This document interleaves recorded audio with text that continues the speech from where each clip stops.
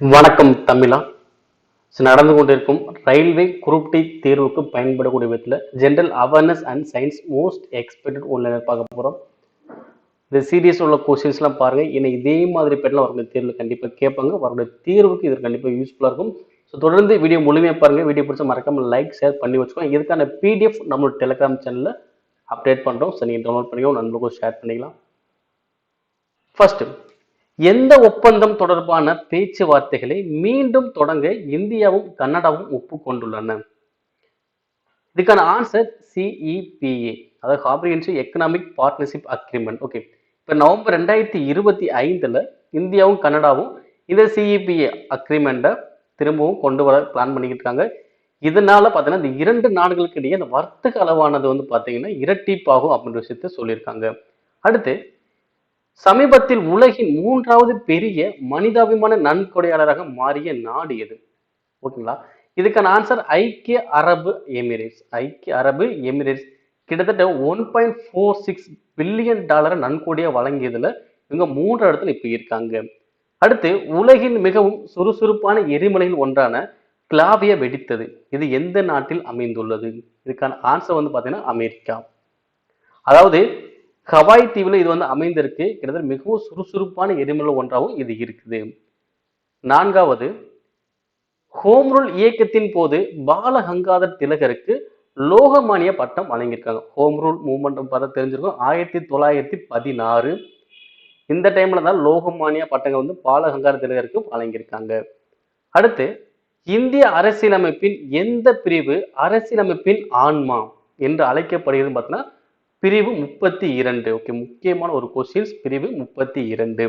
அடுத்து, இனிவரும் எந்த ஆண்டு மக்கள் தொகை கணக்கெடுப்புக்கு பிறகு மக்களவை தொகுதியில் எல்லை நிர்ணயம் செய்யப்படும்? ஓகேங்களா, இதுக்கான ஆன்சர் 2026. இனி வரக்கூடிய 2026 பொறுத்து உங்களுக்கு மக்களவை தொகுதி எல்லை நிர்ணயம் செய்யப்படும் சொல்லியிருக்காங்க. அடுத்து, இந்திய சுதந்திர போராட்டத்தின் போது தி இந்தியன் சோசியலிஸ்ட் என்ற பத்திரிகையை தொடங்கியவர் யாரும் பார்த்தீங்க அப்படின்னா ஜாம்ஜி கிருஷ்ணா வர்மா. ஜாம்ஜி கிருஷ்ணா வர்மா இவர் வந்து பாத்தீங்கன்னா 1905 இதை வந்து தொடங்கியிருக்காரு. இது ஆங்கில ஆட்சிக்கு எதிரான புரட்சிகர கருத்துக்களை வெளியிட்டது. அடுத்து, சாதாரண உடல் வெப்பநிலை எவ்வளவு இருக்கும்? பாத்தீங்கன்னா 98.6 டிகிரி ஃபாரன்ஹீட். அடுத்து, மனித உடலில் கால்களில் திபியா எனப்படும் எலும்பு காணப்படுது. இந்த எலும்பானது பாத்தீங்கன்னா ஃபெமர் கீழே தான் இது இருக்குது. அடுத்து, கால்சியம் மற்றும் பாஸ்பரஸ் ஆகியவை பற்கள் மற்றும் எலும்புகள் உருவாவதற்கு அவசியமான கூறுகளாக உள்ளது. பற்கள் மற்றும் எலும்புகள் உருவாக்குது கால்சியம் மற்றும் பாஸ்பரஸ். அடுத்து, வங்காள தேசத்தில் கங்கை எந்த பெயரில் அழைக்கிறாங்க? எந்த பெயரில் அழைக்கிறாங்க பாத்தீங்கன்னா பத்மா என்ற பெயர்ல அழைக்கிறாங்க. அடுத்து, கங்கை மற்றும் பிரம்மபுத்திராவின் இணைந்த நீரோடு எந்த பெயரில் அழைக்கப்படுகிறது? கங்கை மற்றும் பிரம்மபுத்திரா இணைந்த நீரோடை எதுங்க பாத்தீங்கன்னா மேகனா என்ற பெயர்ல வழங்குறாங்க. அடுத்து, மங்சீர் பங்கால் திருவிழா எந்த மாநிலத்தில் கொண்டாடப்படுகிறது? இதுக்கான ஆன்சர் உத்தரகாண்ட். அதாவது இது வந்து பாத்தீங்கன்னா நவம்பர் டிசம்பர்ல நடக்கூடிய ஒண்ணு. இது வந்து உத்தரகாசி மாவட்டத்தில் கொண்டாடப்படுது. அடுத்து, 14வது, உலகின் முதல் அணுசக்தி எதிர்ப்பு செயற்கை மிதக்கும் தீவை எந்த நாடு கட்டமைக்குதுன்னு பாத்தீங்கன்னா ஆன்சர் சீனா. கிட்டத்தட்ட 2028க்குள்ள இதை முடிக்கணும்னு சொல்லிட்டு ஒரு நோக்கமா வச்சு கொண்டு போய்கிட்டு இருக்காங்க. அடுத்து, 15வது, அரசியலமைப்பின் எந்த பிரிவின் கீழ் அவசர சட்டங்களை பிறப்பிக்க ஜனாதிபதிக்கு அதிகாரம் அளிக்கிறது? இதுக்கு பிரிவு 123. 2025 ஜூன் 30 அன்று தெலுங்கானாவில் நடந்த ரசாயன வாயு சம்பவம் எந்த மாவட்டத்தில் நடந்தது கேட்டிருக்காங்க. எங்க பாத்தீங்கன்னா சங்கரெட்டி. அடுத்து, சர்தார் சரோவர் அணை எந்த மாநிலத்தில் அமைந்திருக்கு? இதுக்கான ஆன்சர் குஜராத். ரொம்ப ரொம்ப முக்கியமான ஒரு கொஸ்டின். இது வந்து நர்மதா ஆற்றங்கரையில் அமைந்திருக்கு. இது ஒரு இந்தியாவோட முக்கியமான ஒரு அணையாகவும் இருக்குது. அடுத்து, மனித உடலில் அதிக அளவில் காணப்படும் தனிமம் எது? மனித உடலில் அதிக அளவு காணப்படும் தனிமம் எதுன்னு பாத்தீங்கன்னா ஆக்சிஜன். அடுத்து, உடலுக்கு பாதுகாப்பு உரையாக செயல்படும் திசு வகை. உடலுக்கு பாதுகாப்பு உரையாக செயல்படும் திசு வகை எதுன்னு பாத்தீங்கன்னா எபிதீலிய திசு. அடுத்து, இந்திய அரசியலமைப்புக்கு ஸ்டார்டிங்ல தற்காலிக தலைவராக இருந்தவர் யாருன்னு பாத்தீங்கன்னா டாக்டர் சச்சிதானந்த சின்ஹா. ஸோ இதுக்கப்புறம் தான் டாக்டர் ராஜேந்திர பிரசாத் வந்து நிரந்தர தலைவராக வருவார். அடுத்து உலகின் முதல் எரிசக்தி கல்வி அறிவு பெற்ற நகரமாக மாறும் நோக்கத்துடன் காலநிலை இயக்கத்தை எந்த நகரம் தொடங்கியுள்ளது பார்த்தீங்கன்னா ஆன்சர் இந்தூர். அடுத்து சமீபத்தில் 7 கண்டங்களின் மிக உயரமான சிகரங்களை ஏறி இளைய பெண்மணி அப்படி யாருன்னு பார்த்தீங்கன்னா காம்யா கார்த்திகேயன். அடுத்து இந்தியாவின் முதல் பெண் ஆளுநர், இந்தியாவுடைய முதல் பெண் ஆளுநர் யாரு? சரோஜினி நாயுடு. இந்தியாவின் நிலக்கரி எங்கு மிகுதியாக கிடைக்கிறது?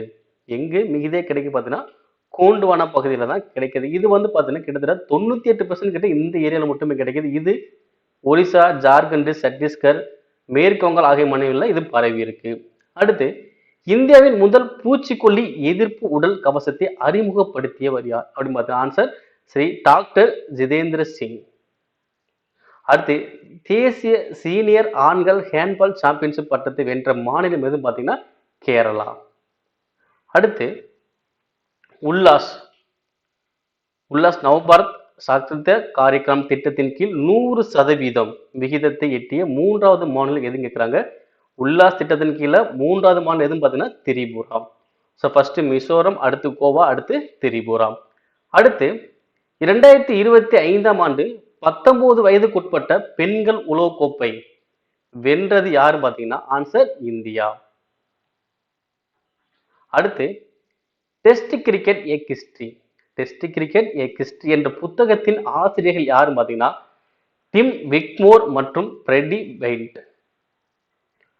அதிகப்படியான ஊட்டச்சத்துக்கள் நைட்ரஜன் மற்றும் பாஸ்பரஸ் போன்றவை மற்றும் நீர் பாசிகளில் சேர்க்கப்படும் போது ஏற்படும் முக்கிய வினை எதுவும் பார்த்தீங்கன்னா யூட்ரோபிகேஷன், அதாவது பாசி புத்தல். அடுத்து நாப்தலின் எரியும் போது என்ன நிற சுடர் உருவாகிறது அப்படின்னு பார்த்தீங்கன்னா ஆன்சர் மஞ்சள் நிறம் உருவாகிறது. அடுத்து 2024 டி குகைகஸ் தவிர மேஜர் தியான்சந்த் கேல் ரத்னா விருது பெற்றவங்க யார் அப்படின்னு கொஸ்டின் கேட்குறாங்க. இதுக்கான ஆன்சர் வந்து பார்த்தீங்கன்னா மனு பாக்கர், ஹர்மன்பிரீத் சிங், பிரவீன் குமார். அடுத்து 2024ஆம் ஆண்டில் எந்த விளையாட்டில் அதிக அர்ஜுன விருதுகள் வழங்கப்பட்டன? 2020 வழங்கப்பட்ட எந்த விளையாட்டு பார்த்தீங்கன்னா அர்ஜுனா பாரா ஸ்போர்ட்ஸ். கிட்டத்தட்ட 17 பாரா தடகள வீரர்களுக்கு இந்த விருது வழங்கியிருக்காங்க. அடுத்து 3வது குழந்தைக்கும் மகப்பேறு விடுப்பு கிடைக்கும் என்று எந்த நீதிமன்றம் அறிவிச்சாங்க பார்த்தீங்கன்னா இந்திய உச்ச நீதிமன்றம் தான் அனௌன்ஸ் பண்ணியிருக்காங்க. அடுத்து 50 ஹெர்ட்ஸ் அதிர்வெண் கொண்ட அலையின் கால அளவு எவ்வளவு? ஸோ கால அளவு பார்த்தீங்கன்னா T=1/f அப்படின்னு சொல்லுவோம். அப்போ ஃப்ரீக்வன்சி எவ்வளோ இருக்கு 50, 1/50 அடிச்சால் வரும் 0.02.